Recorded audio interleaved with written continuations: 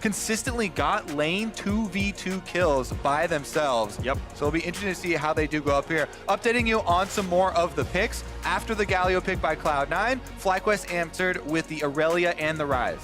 Aurelia and Ryze. And what's funny is we had some pre-game chat where Pabelter and Niski were bantering, and Pabelter called out a 1-in-17 Aurelia that Niski played in scrims. So I enjoyed that one. Grabs it himself, though.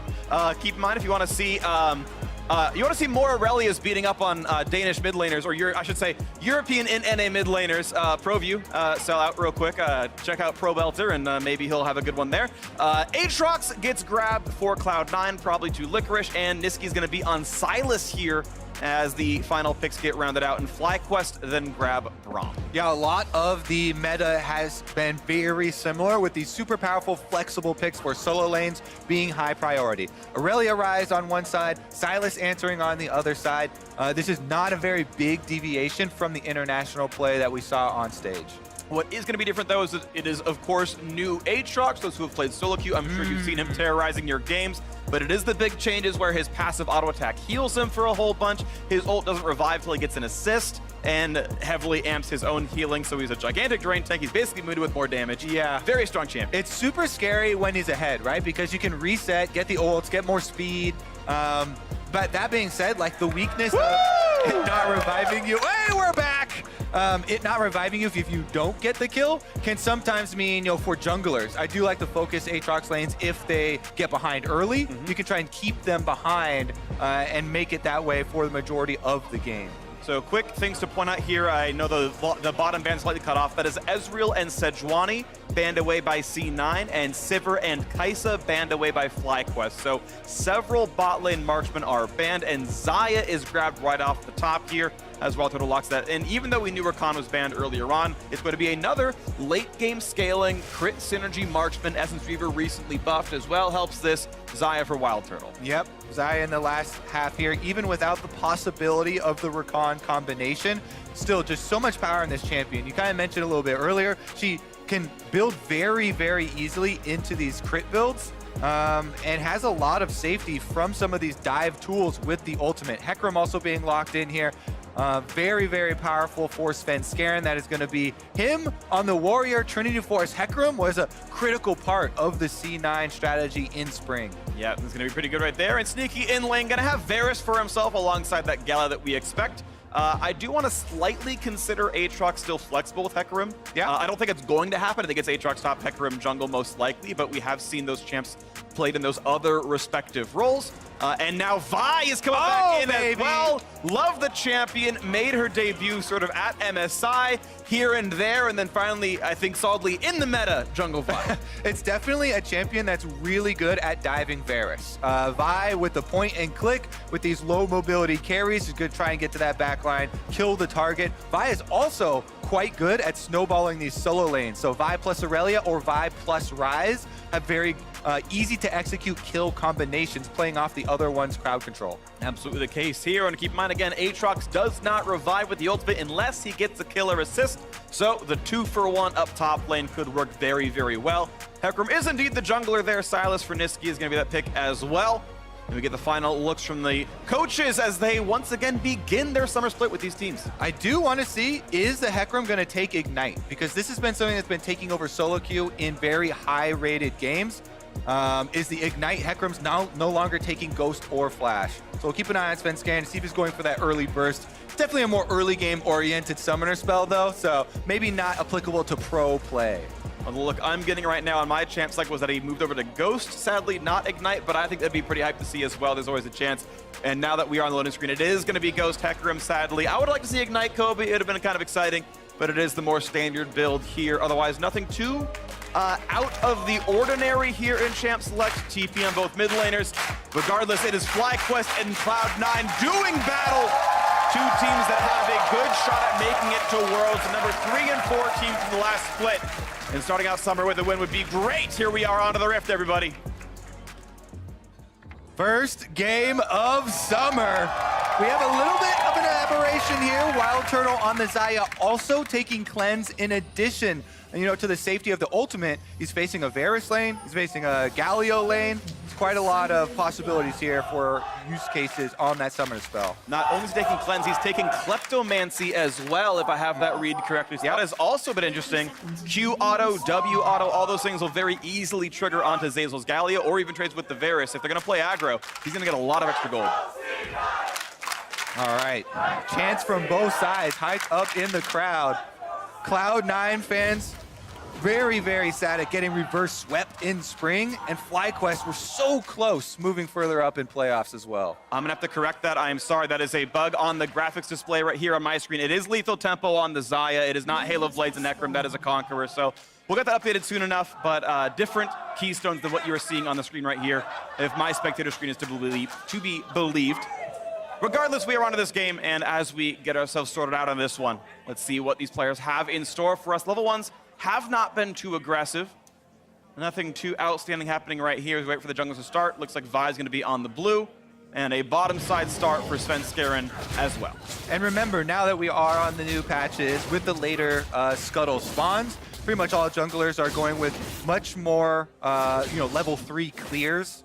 So we do expect them to be farming quite a bit more rather than going for those super early ganks, especially when you have Vi and Hecarim trying to get a couple levels here. So yeah, they both just clearing on their buff sides, and pulls from both bottom lanes means they both get there a little bit late, and only one minion missed here on the side of Turtle.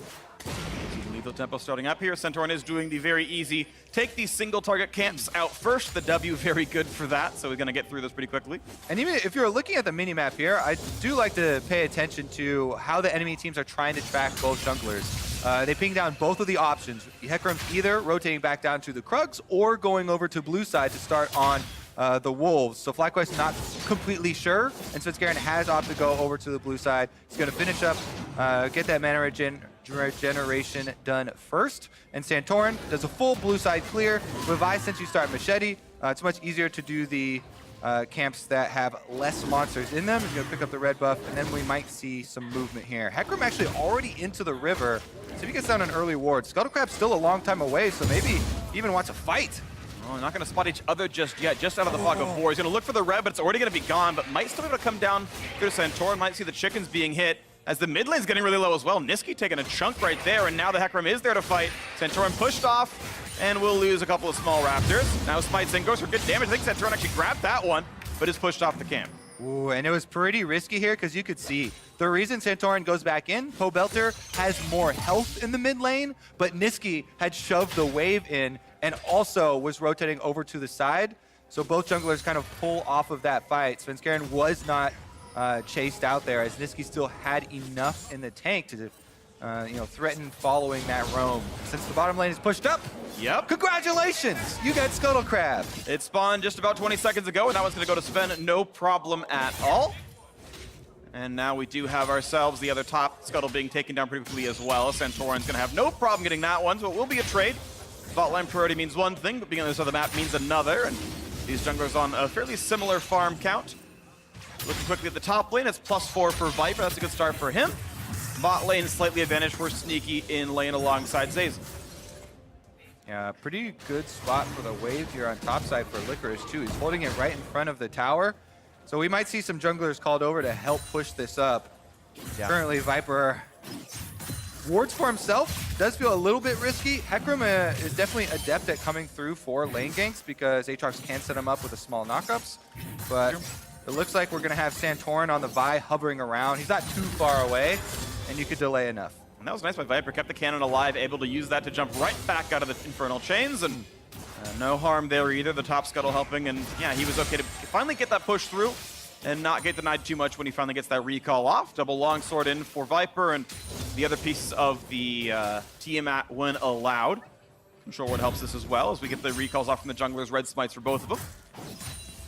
All right, so currently then the teleport advantage is still held by Licorice. He's not gone back to purchase. Meanwhile, Viper with the extra longswords in inventory is going to have that combat potency.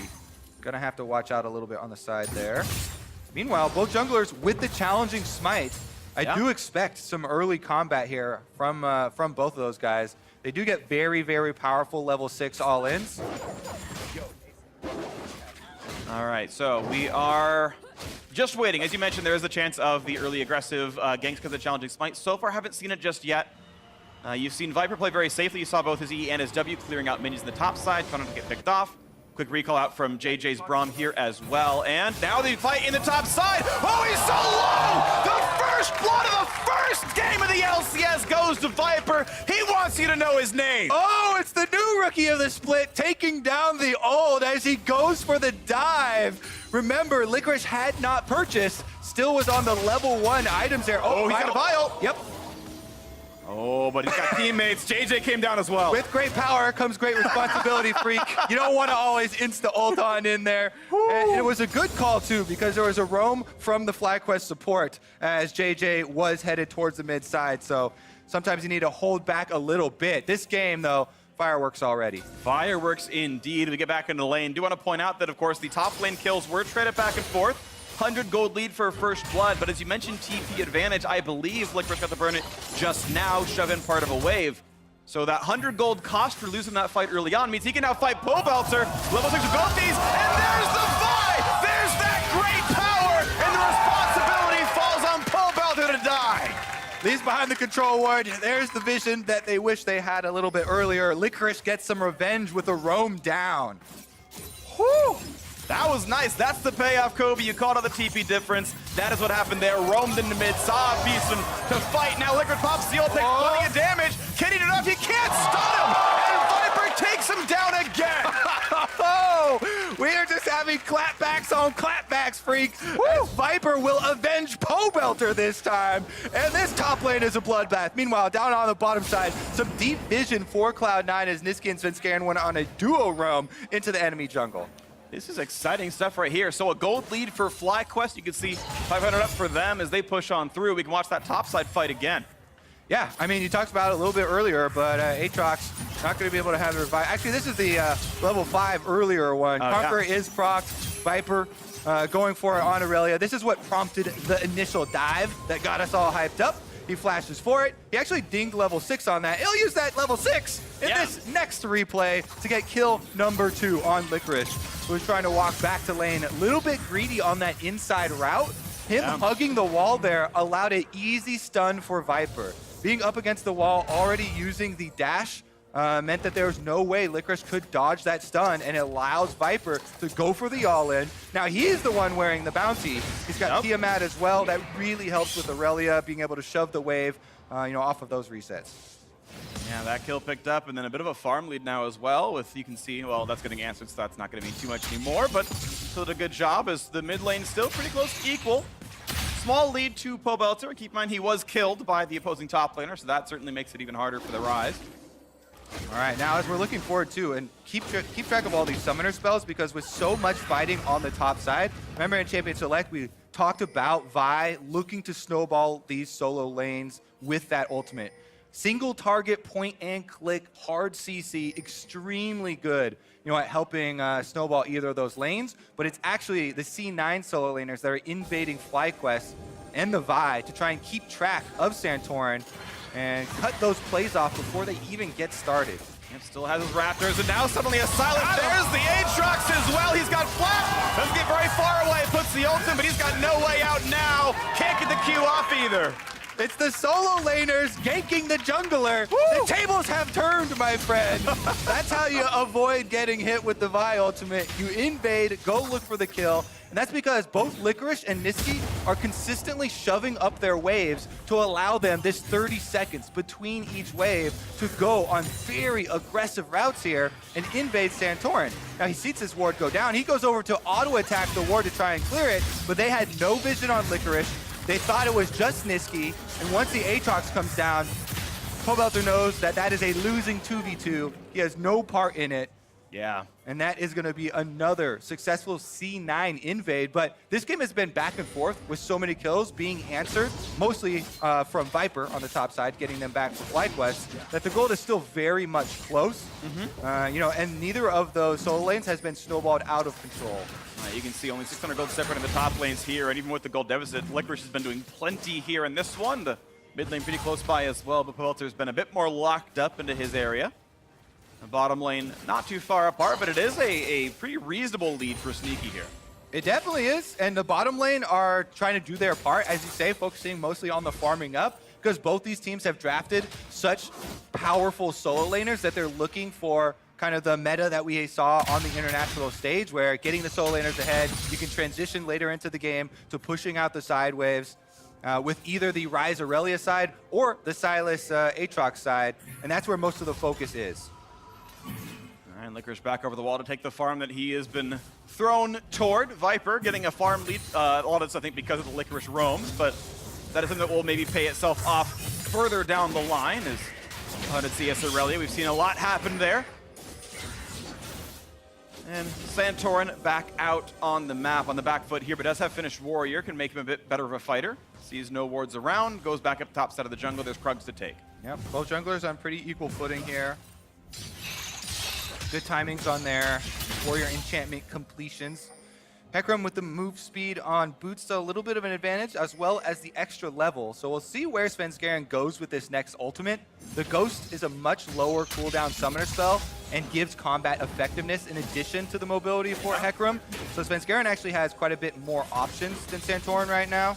And with the supports recalling and going for roams here, you can see C9 taking advantage of that fact and using the duo to actually clear out a lot of those wards. Ruler placement does come down for JD to track that one gank path, and with Supers on cooldown, it's not going to go down for a little while as Viper puts an aggressive ward himself and hopes to track more of the movements that might be available to Svenskeren, and pretty much anywhere he does go aggressive should be spotted out by Flyquest vision lines.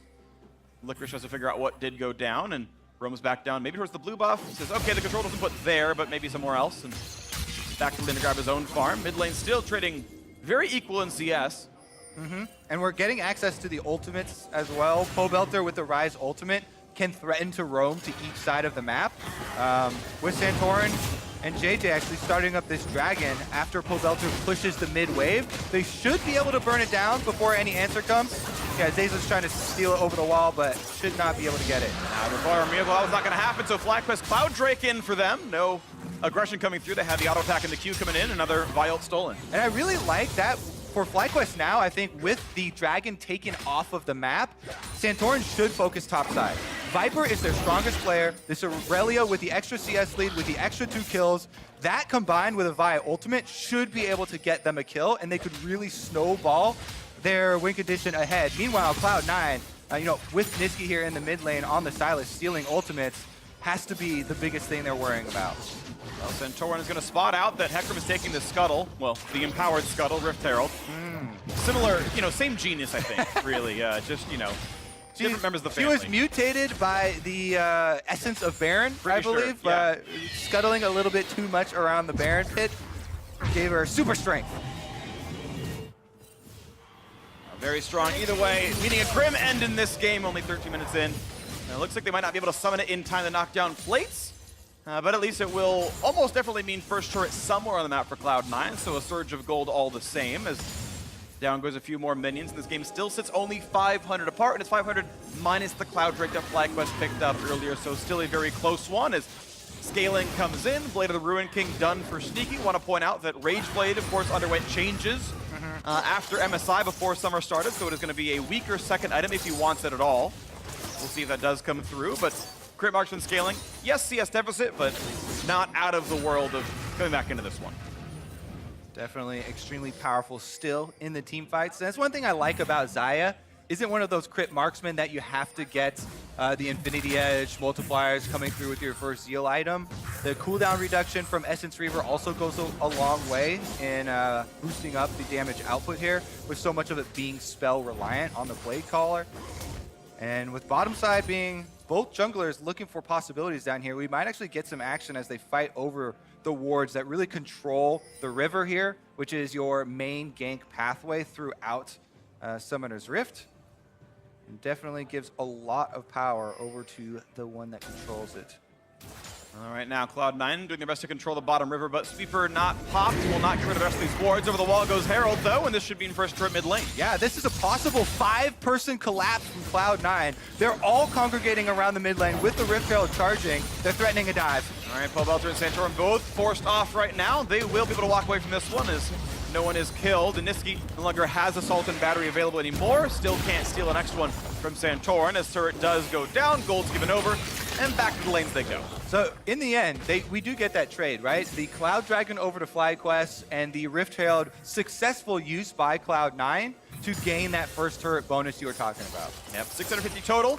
We're knocking on the turret plus the first bonus on top. And bot lane is shoved in and will be easily picked up here for Sneaky, no problem afterwards. Svenskeren, though, waiting for potential aggression. You talked about how Santor maybe should play around top side, but it's actually C9 doing a bit more of that, maybe shutting down Viper. And Sneaky hasn't needed any help, but in the mid lane after the Herald, now the top lane getting pushed in, and look at that. That is going to be gold and maybe XP lost out by this top lane. Yeah, he's going to lose a little bit. It's a cannon minion wave, so he actually sneaks back in there with the dual lane recalling. Reinforcements, but over the wall goes Aatrox. Couldn't find the stun, so he's just fine. They get the control ward, and essentially no harm, no foul. I think all that gold was picked up after all, so they're fine. But the attempt was still made. Yeah, I think if the stun lands, you maybe get that summoner spell out of the Aatrox there.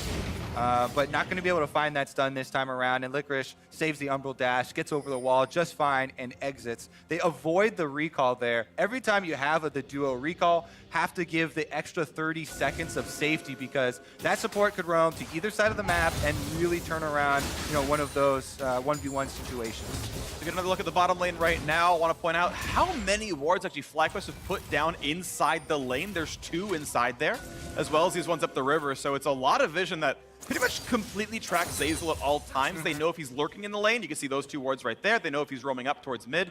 It's almost impossible for him to sneak out, so no surprise there's 0 assists on those players. Yeah, I actually feel like Flyquest have done a better job tracking the Galio than C9 have been able to track the Braum even, which is kind of crazy considering the difference in mobility of the champions. I really do think, though, with Trinity Force completed for Viper, this Aurelia is the Flyquest story. Infernal Drake's coming up now, so we'll see how that story plays out because he's got teleport. He could just go for the recall and try and walk down there, then use teleport to get back defensively. But we'll see if Flyquest actually pull the trigger here. Infernal Drake is a very big prize. That is spawned just right now, so this is something to worry about. You can see C9's vision, and it's not too bright. They've got a very little bit. They see now 3 right there as Zeyzal walks away, takes the root though, and gets chucked about 2/3. They're not going to go for much more than that right now. As snipes come in, another assault and battery stolen. Niski has an affinity for that one, it seems. And unsurprising there, as Aurelia is coming down as well. So the squads are converging for this fight for Infernal. Yeah, they definitely want to fight over this Infernal. That percentage increase in damage later in the game is going to be so big in swinging those side lane matchups between the solo laners. This is going to be a fight. They're going to contest it. Bear's ultimate misses, though. That is a rough one. That's a pretty important team fight ulti, but they're still going to stick around. There is the pull in forward towards the rise. Galley over the top. Here comes Hecarim as well. Looking for a kill, and C9 cannot find it. Poe Belter draws the kill and looking for a little bit more. Viper jumps in, looking for another kill into Licorice, slows him down, and here comes Realm Warp. It's Poe going through into that one. They're going to surround the Aatrox, and he goes down. The world is ended, and Flyquest take it 2-0. Flyquest focused down Svenskeren as he goes for the engage, and Cloud9 had no one else to follow up there, so it's a clean victory here for Flyquest. Infernal Drake will be picked up on their side. Zeyzal did channel ulti. I didn't see what stopped it, but it didn't go all the way through. Either way, there was no easy follow-up regardless, and Flyquest and Infernal Drake plus 2 kills. Now the gold lead and those 2 Drakes. All right, we're going to take a look at this replay. Sneaky fires the ultimate, dodged by everyone from Flyquest, and then C9s want to use this Vi stolen ultimate plus the Galio combination, but like you're saying, this Galio is right on the front line, gets hit with the tip of the Braum ultimate. What a heads-up play from JJ. The guy where they just brought in a new support on the team. JJ, though, very big team fight play right there. He wins them the mid-game with that Braum ultimate. That wins the team fight, gets the Infernal Drake, and it gives Flyquest the opportunity now to push up their wards. This was an impressive start now for Flyquest. They were the team on the outside looking in. They were the very obvious 4th best team in the LCS, and C9, a lot of people thought we're actually the best team into the spring postseason.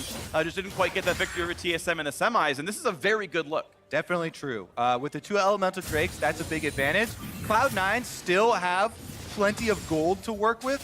So until the side lane towers actually fall and we start to see the takeover of those 1v1 matchups, maybe we'll hold off on calling the complete win of the mid game, but yeah, I mean, a huge step. Level 11 here for the Hecarim as well, and Cloud9 are looking to position on the top side.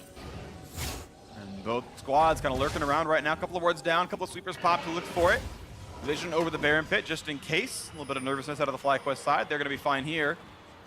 And Turtle, you can see how far back he has to sit right now. Knows that Hecarim Galio's not up right now, but it will be soon. That combo is pretty much death if you can't outplay it all, and is smart about playing it a bit safely here.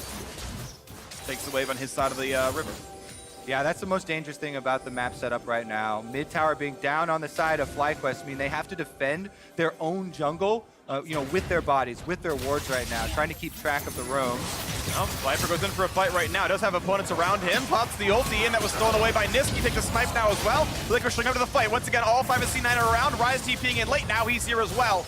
But by the time he shows up, Flyquest already want to go away. So that is a cooldown burn for no gain, as he will be the wave clear champion now. And no kills picked up, but JJ's still a bit injured. Could be found out by Zeyzal. Takes some damage. There's a flash into everything, and the kill is picked up. 4-4 on the scoreboard. Now Pobelter alone under his turret. That turret's not too healthy, but C9 not going to go for the dive just yet. Santorin waving to him from the other side. Goodbye, friend! With the big gauntlets, here comes the pile drive, and a stopwatch buys some time. Svenskar forced out. Now the knockup. Pobelter turns around one is answered back. Here comes the rest of the fight as Viper rejoins now as well. It will be the revive. In for the one. It's still alive, and they would have chunked down everything. A clean enough team fight for C9. Oh, Flyquest should have just waved goodbye. They thought they could do it with the stasis on the stopwatch from Pobelter, but in the end, Cloud9 get the successful kill on the top side. They get the tower, and they're going to start up the Baron. This seems almost guaranteed. The amount of tanking Licorice did in that team fight through the ultimate and all the extra healing, but now 2v4. Flyquest want to stop, and the health bar is low enough. This is a full resource Xayah. So Baron will not go down, and we will stop for the next one. What an action-packed game here. Cloud9 with the big strike back. Huge teamfight victory up on this top side, and they actually get an extra kill out of it. Let's take a look at how they start this off. Now they have the Hecarim ult combined with the Galio. Pobelter with a very nice stopwatch does buy them time and does get him the counter kill onto Zeyzal. But then Santorin is under the turret. Licorice does have the reset on Aatrox, so he continues to deal damage under there. And so much health. Finish off the second 2 kills plus the tower. And this is a guy, right? Like, keep in mind, your ulti gives you bonus healing while it's on. He's got Triumph. He's got a bunch of points in E, which is Omnivamp in the first place. With the Death Dance now, I don't know if he had it back then, but either way, just healed an absurd amount and tanked through like 7 turret shots. Top side, though, Niski's going for a 1v1 exchange with Pobelter, who's given really good damage. A solo kill from behind. Woo! Woo! Pobelter, North American top 10 mid laner, self-proclaimed, is able to find the solo kill as Niski goes aggressive and has no way out. That's a really big pickup right there. It means the game is within 1,000. Svenskar wants his attempt here. Shields come back in. It's pretty good trading though for Pope. And yeah, not a chance. Sven's gonna run right back away. Yeah, there is a Galio here. Zeyzal doesn't have his ultimate, but he could walk up there and try and 2v2. C9 now looking to defend on the bottom side. Viper's gonna finish up the turret though. Opportunity Force Fox come in, turret goes down. Flyquest actually winning in the turret game. Once again tied in gold. These teams are playing neck and neck, and look at that. Infernal number 2. Sven does not have Smite. Fly don't know that, but if they stay, they will win that battle. Aside from the team fight that they might not win because Cloud9's showing up. C9 committing with the teleport here. Let's see if they actually go for the team fight. Niski has not stolen an ultimate yet. He's looking for the Braum. Nope, gets Xayah. That's not too great, but it'll exist. Does have the ulti available now on this one as they look to punch in some damage. Flyquest move forward. JJ finds a slow. A little bit of damage on him as well, waiting for the next move to come in. C9 do have initiative on mid. They can push that in easily. We got the Dragon Stare Down, freak. Yep. Infernal Drake number 2 started up. Actually, Flyquest leashing it, and Licorice looking for the flank. Just over the wall. We have seen him win some big crucial team fights over that wall specifically. Doesn't get it just yet, but knows he is around and not always visible. Here comes a chance and a smite picked up there by Svenskar. Doesn't even need the spike, and the fight is on. Galio over the top, and Cloud9 are walking over Flyquest. It's 3-for-1, make it a fight. And Slash means all 5, and Ace plus the Drake for C9. And just like that, Cloud9 wiped the floor with Flyquest. Infernal Drake Svenskeren gets the objective. Plus, they dominate the team fight. 5 members down means Baron is easy. This time, Turtle's not here to stop them. This will be claimed. C9's gold lead already 2,500. Make it 4K after they respawn. Take the recall. And it'll be on all 5 members. Svenskeren will revive in time. The smite is not needed. No one's going to get in range. And you can even see Flyquest. Santorin walks to the bottom side. He knows he can't steal it. Buffs on all 5. Gigantic gold lead Cloud9. All right, we're going to see another replay here where the Galio on display. Big reason why this support was first picked. A lot throughout MSI too, but big AoE. Svenskeren, after getting the Drake, also gets the big Hecarim ultimate, and then Zeyzal with the Galio AoE coming down after that. That is just too much AoE CC for the small river confines to pull out a teamfight victory on the side of Flyquest, and Cloud9 run right over them. Now with Baron buff, they should steamroll through these towers very quickly. A lot of crowd control in that team fight comp. They all pressed R, and it went really, really well their way. Black Cleaver in for Santorin, gets his second damage at him finally. Still tier 1 boots, feels kind of bad, but that's just the way it is. Walking around with those brown bags on your feet feels a little bit slow, but they'll get some defenses upgraded pretty soon. Right now, they're just going to have to kind of hug towers and play defensively, though. Wait for the gold that trickles in through your lanes, and don't want to overextend. And there's about 900 gold that needs to be grabbed onto Wild Turtle. He is pickaxe plus combine away from Infinity Edge, which is a crucial power spike on this champion. Needs the 900 to get all the way there. And that is going to be several minutes. So this whole Baron power play will be turrets falling without really a team fight breakpoint access by Flyquest. Yeah, Cloud9 not going to have any reason to stop here. Baron up minions coming straight for the inhibitor turrets. They've actually sent back Licorice, who has teleport right now, to go answer with the Rise split push. Pobelter's about to finish off the turret, but he's going to have to get back for some defense. Let's see what we find now is the turret is being taken down. The Baron's still on for quite some time as a bit of shots come in. The 1v1 of Aatrox versus Rise so far not showing anything. All that C9 have to do is protect this cannon minion. Buffed up cannon minions got this tower down to 50% already. With the arrows coming through from Sneaky, that is going to be their way inside the base. That's going to be mid and hip dropping before 28 minutes in, and we'll see what they can do with the rest of this one. There's still plenty of time on the Baron buff. Should be a bit to go still, but what they're going to recall as he knows he can be flanked. And C9 will now go and set their sights towards the bottom lane. In fact, a teleport being used to send Licorice over. They're going to send all 5 right away to blitz this down with the last minute or so of Baron. Yep, they've got so much power here with the Baron buff. Going to be able to wait around another cannon minion here, just chunking away at the turret. They don't have to play it very quickly. You can see Sneaky just standing there by it. Moves in after everyone from Flyquest backs off. Svenskeren on the left side of your screen, literally just standing there, S-key, buffing up the minions so it takes Viper longer to clear them out. And C9 closing their grasp on the Flyquest base. More bits of poke landing for Sneaky. Down goes the engage. Now getting good damage. Oh, and the root! They're going to go all the way in for it, and down goes the Rise. A 1-for-0, and the dive comes in the backline. Hecarim finds 3, ulted up by Vi. Does die for it. The health bar is pretty low, but that dive actually doesn't get any more kills. It's still just the 1-for-1, but the inhib still falls. Cloud9 have broken the base, but can they siege 4v4? Those are going to walk away. So much taken with that Baron. 2 inhibitors now destroyed on the side of Flyquest. That dragon fight gave them so many rewards, and now it's an easy reset for Cloud9. They have tremendous gold in all of their accounts. They need to go back and spend. Here's another replay. They're able to get the knock up as well as ultimate from Sneaky to find the Rise root here. And then after Sneaky lands the ultimate, Zeyzal does not hesitate, flashes right in, and they've got the team fight.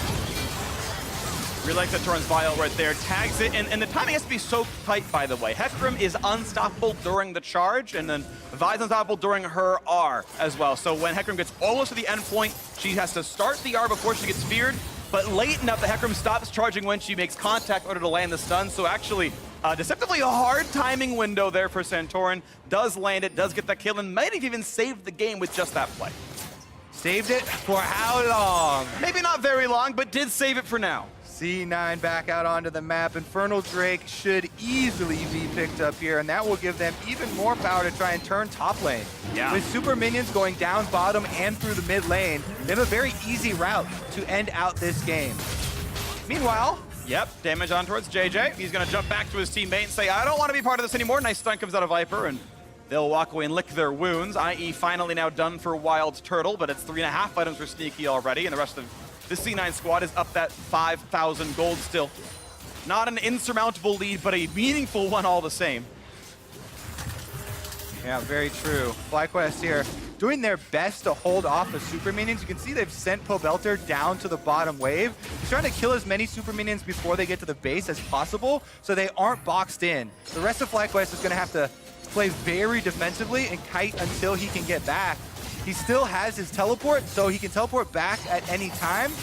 But with the speed that C9 can get off their engage with all of the, Hecarim, Silas stealing, any hard engage ultimate, and then Galio, they might not have time. So the teleport communication has to be very quick if they want to have any chance on the side of Flyquest of answering.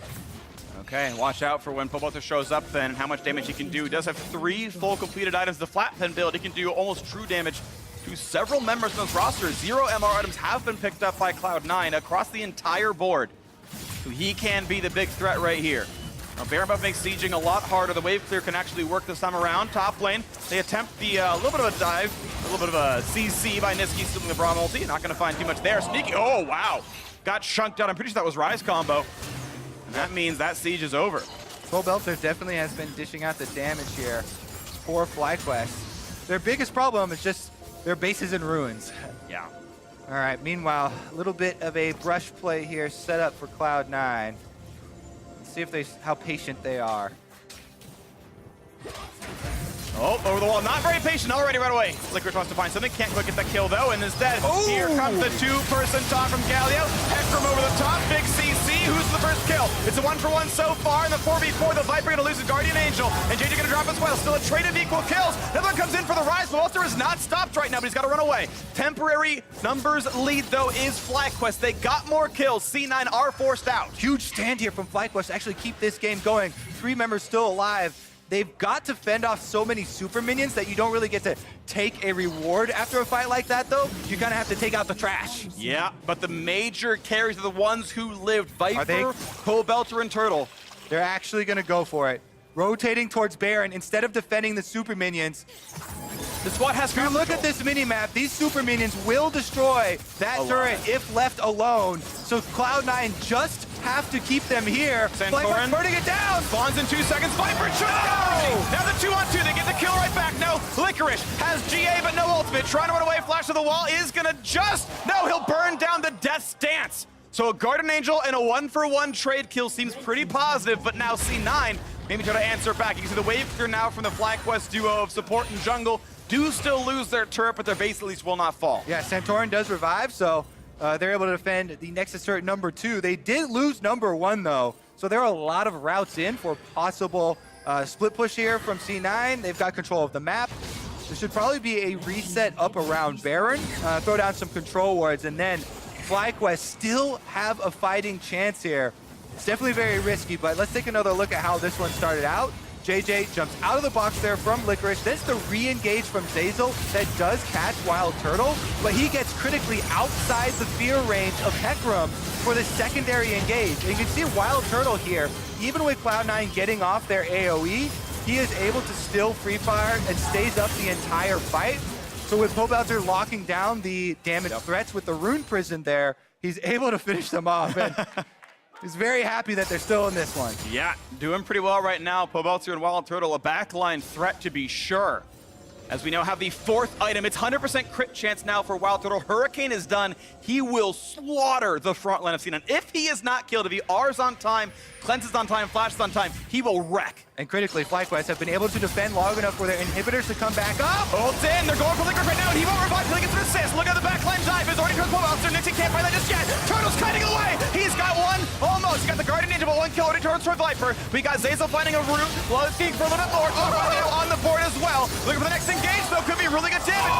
Fly, he just stays alive, but shut down by the Silas. These big carries are missing. They are falling, and it is Pobelter left alone against 3. Niski and Licorice chasing them down. Can Pobelter defend long enough? He's got 30 seconds on any sort of backup here coming from respawns. And this is going to be Zeyzal, Licorice, and Niski headed straight for that Nexus turret. They've got a wave and they've got 20 seconds. This seems like it's going to be the game falling right now, and C9 starting their split with a win. Up towards the Nexus, there's the taunt, there's all the damage, they got him indeed. It's the ace, and it's a 36-minute win. Cloud9 start 1-0 in the LCS.